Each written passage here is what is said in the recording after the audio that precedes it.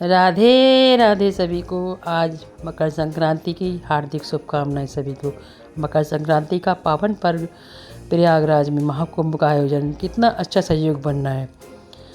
मकर संक्रांति का त्यौहार भारत में बड़े हर्षोल्लास से मनाया जाता है। जो किसान फसल कटने पर कहीं पोंगल, कहीं लोहड़ी, कहीं मकर संक्रांति का त्यौहार मनाते। चलिए मकर संक्रांति के बारे में एक पौराणिक कहानी है, सुनाते हैं। भगवान सूर्य और उनकी पत्नी छाया बड़े प्रेम से रहते थे। सूर्य भगवान और उनकी पत्नी छाया थी, उन बड़ा ही अति प्रेम था। लेकिन जब उनके पुत्र शनि हो गए, शनि देखने में एकदम काले थे। सूर्य भगवान गुस्सा हुए, अपनी पत्नी से कहा, ये मेरा पुत्र नहीं हो सकता।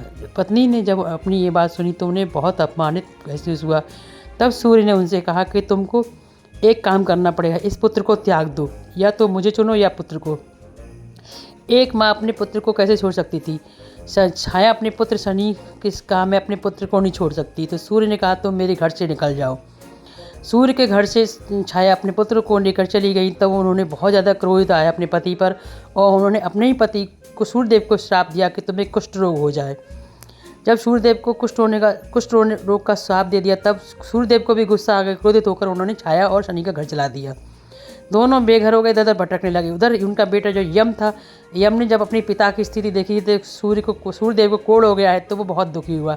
फिर अपने पिता के पास गया और उसने उनका उपचार किया, वो ठीक हो गए। तब यम से सूर्यदेव ने कहा, बेटा तेरी जो इच्छा है वो मांग ले। तब यम ने कहा, पिताजी मेरी बस एक ही इच्छा है कि आप माँ छाया और मेरे भाई शनि को लेकर आइए।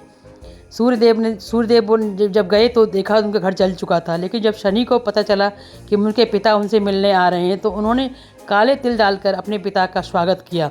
और स्वागत से खुश होकर सूर्यदेव ने अपने पुत्र शनि को 2 घर दिए, एक मकर और कुंभ। ये दोनों राशियों में शनि का स्थान होता है। और उन्होंने कहा कि बेटा तुम न्याय के देवता होगे, तुम कर्म के फलदाता होगे। इस प्रकार शनिदेव की महिमा अपार और होने लगी।